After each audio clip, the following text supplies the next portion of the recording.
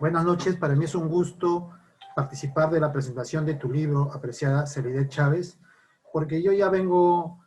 siguiendo el trabajo en narrativa que desarrollas desde hace algunas décadas y siempre he leído con gusto tus libros. Recuerdo mucho uno de los primeros libros tuyos que leí, El día que me quieran, un libro de cuentos, Porque lloras Candelaria, también tu novela, y ese cuento Anatañani tan tierno, que de vez en cuando releo y que me gusta mucho por el lenguaje que propones en el libro. Bien, ahora he leído también con mucho placer Qué azul era mi cielo. Tú me dijiste en el momento en que me proponías la presentación de este libro que era una novela corta, Ricardo, la vas a leer rápido, pero sinceramente, a pesar de que la he leído rápido, la he disfrutado. La he disfrutado por el hecho, en principio, de que tú conoces bien, Celidet, el escenario en el cual trabajas. Siempre has vuelto en tu narrativa a Puno, porque es un lugar que tú conoces muy bien, porque tú vienes de ahí, pero también siento que conoces bien su historia, su idiosincrasia, los temas que te has planteado escribir, y en el caso especial de Que azul era mi cielo, debido a que la protagonista, debido a que hay un sujeto femenino como protagonista, narrando en primera persona, definitivamente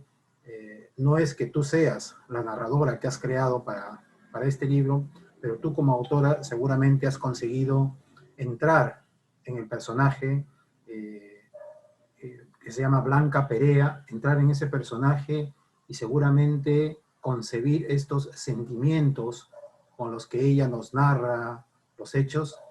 de la misma forma en que ella sientes tú que una personaje como esta se debe ir emocionando y debe ir brindando su versión de lo que le ocurre en aquellos años difíciles, ¿no? Aquellos años difíciles que son los años 20, 30, 40, en la ciudad de Puno, una ciudad tradicional, como bueno, como todas las ciudades de nuestro país en ese tiempo, una ciudad tradicional donde está arraigado mucho las costumbres tan conservadoras de los pueblos, donde obviamente el machismo está a flor de piel, es una sociedad patriarcal constituida eh, siempre casi a la sombra de un varón que es el que va a dar las órdenes, que es a la sombra de quien las mujeres eh, van a agachar la cabeza y van a tener que moverse a su ritmo, ¿no es cierto? Bueno, eso es una situación que todavía ocurre en la actualidad y sin embargo es una situación también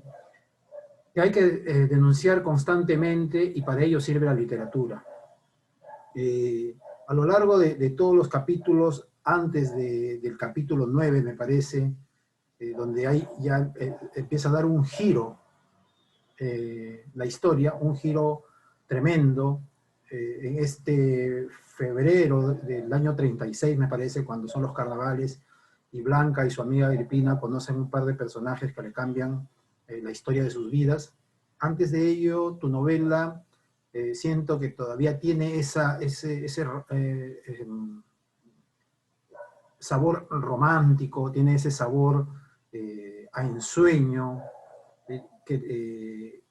que está visto por detrás de los ojos de una niña, ¿no es cierto? Esta pequeña Blanca que nos describe muy bien, o a través de los ojos de esta pequeña niña Blanca, vemos un Puno, que a pesar que tiene estas características de injusticia de las que ya he hablado, de todas maneras tiene una belleza que en todo momento Blanca va diciendo que parte siempre de aquel lago azul que es el Titicaca, que se junta con ese cielo hermoso, que también ella lo deslumbra en todo momento, porque ella ha nacido a orillas del lago Titicaca y vive en una ciudad que ama mucho, que conoce muy bien y que en la cual participa también de sus tradiciones, de sus fiestas, de sus costumbres, se educa ahí, eh, y a través de ella vamos conociendo un poco cómo es este Puno, que sorprende en algunos aspectos para quienes no lo conocemos. Por ejemplo, ella vive su primera niñez y parte de su adolescencia en Quinta Mercedes, que es el escenario principal de toda esta primera parte, pero a partir de ahí ella nos describe, por ejemplo, el descubrimiento de la lectura, ¿no? Cuando empieza llega a vivir a la casa del Cojo Martínez, perdón, llega a vivir a la casa de José Manuel Martínez, que viene a ser su padrastro, y encuentra una enorme y gran biblioteca. Y a partir de ahí se educa en la lectura, pero también se educa en el conocimiento de lo que ella va viendo, en momentos de manera secreta, pero también por momentos de manera eh,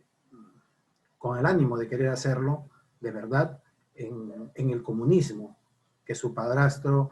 profesa en esos tiempos. Se reúne con personajes que aparecen, que son parte de la historia de nuestra literatura, por ejemplo, el mismo Arturo Peralta, ¿no? Gamaliel Churata, y tiene estas reuniones casi secretas de las que la pequeña Blanca no participa, pero que va conociendo de primera mano. Además de ello, también nos sorprende el hecho de que ella, o se nos nombre una costumbre que quienes no sabíamos, por ejemplo, pensábamos que las fiestas, las costumbres, los bailes en Puno, desde tiempos inmemoriales habían sido estos de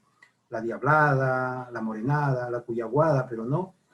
Vemos muy bien cómo se nos dice que no, antes de que aparecieran estos bailes en la fiesta de la Virgen de la Candelaria, en Puno todavía se bailaban pasodobles, valses de Viena, este tipo de música que era considerada muy fina y que más bien los de la diablada, la morenada, cuyaguada, etcétera, eran bailes de indios, como se dice en la novela. Entonces, descubrir este tipo de cosas en un ámbito social donde las clases están muy bien arraigadas, tenemos a los mistis y a los indios totalmente polarizados, y donde inclusive la misma narradora de algún modo deja escapar un poco también su clasismo cuando, por ejemplo, se refiere a Santuza, que es su chola cocinera, como la nombra. Es válido que ella se exprese de ese modo porque es lo que ella, en su manera de ser criada, es lo que ella ha aprendido. Ahora, hay otros personajes importantes en el libro que también nos retratan muy bien las clases sociales, nos retratan muy bien la manera como esta sociedad puneña está dividida, está repartida. Es, por ejemplo, la mamá de Blanca, que es secretaria de su padre, o de su padrastro, perdón, y en todo momento siempre está agachando la cabeza, a pesar de tener un genio fuerte, de todas maneras siempre el esposo es como casi el patriarca, ¿no es cierto? Y siempre se refiere a él, no por su nombre, sino siempre está diciendo él, el esto, el otro, el otro. Entonces, esa manera como Blanca nos va describiendo esta sociedad pequeña, pero que es una especie de modelo a escala de la sociedad grande, que es todo Puno, es importante, es interesante conocerla en la novela. Y sin embargo, obviamente que esto no es el punto importante del libro, ¿no es cierto? Esto solamente es el escenario, es el clima, es la atmósfera, para nosotros poder pasearnos en el libro con facilidad, para poder seguir la historia atentamente. Lo importante aquí es la narración, lo importante aquí es el lenguaje, es la técnica que se ha usado, y yo creo que todo ello le otorgan verosimilitud a la historia, al libro. Y yo creo que está muy bien planteado. Es una historia lineal, pero a partir de un raconto que nuestra protagonista está haciendo desde su lecho de agonía, ¿no es cierto? En algunos de los capítulos encontramos frases en las que más o menos dejamos entrever que la protagonista está en una especie de limbo, que no se sabe si está entre la vida o la muerte, y de ese modo es como ella va haciendo reminiscencia de todo lo que ocurre, y todos estos hechos que no solamente son inesperados en su vida, sino violentos. Violentos en la medida en que, por ser una mujer cuya crianza, por esa época, tiene mucho de conservadora, se va a ver envuelta en hechos personales que van a marcar su vida para siempre. Llega a ser madre muy joven, de alguna manera su maternidad es negada, y todo ello la envuelve, y todo ello la trauma, y todo ello la convierte en una víctima de las circunstancias. Yo sinceramente, en este momento tan especial en que vemos cómo todavía la mujer no consigue todos sus derechos, no consigue ser reivindicada plenamente, como ocurre en muchas sociedades y en la peruana mucho más, siento que tu libro tiene éxito, o va a tener éxito, en la medida en que todavía estamos intentando conocer los orígenes de toda esta escena social que vivimos actualmente, que es el del patriarcado y del machismo, y aquí en tu libro es que vamos a encontrar algunas de esas características. Yo sinceramente no quiero adelantar parte de la historia, simplemente quería hacer este comentario, eh, que me parece que es necesario hacerlo, porque no solamente me parece que es importante el aspecto narrativo, técnico, sino también es importante el aspecto social. Y el aspecto social en tu libro está muy, muy bien puesto, apreciada Celidet. Así que yo te felicito por esta entrega, esta nueva entrega, Qué azul era mi cielo, y te felicito porque los personajes, desde el punto de vista psicológico, también están muy bien trabajados. Eh, a mí, en lo personal, siempre me preocupa que tanto como la técnica, el estilo y el lenguaje tienen que estar muy bien propuestos, también los personajes tienen que ser convincentes. Y seguramente la historia que tú narras aquí es conocida por ti de primera mano, y por eso es que nos convences de que es una historia real, que quizás ha ocurrido, y si no es así, la has imaginado muy bien, la proyectas muy bien y la plasmas muy bien en estas páginas, en estos 19 capítulos de Qué azul era mi cielo. Nuevamente mi felicitación para ti, apreciada Celidet, y estamos para seguir, para continuar atentos al trabajo que sigues haciendo en narrativa, en literatura en general.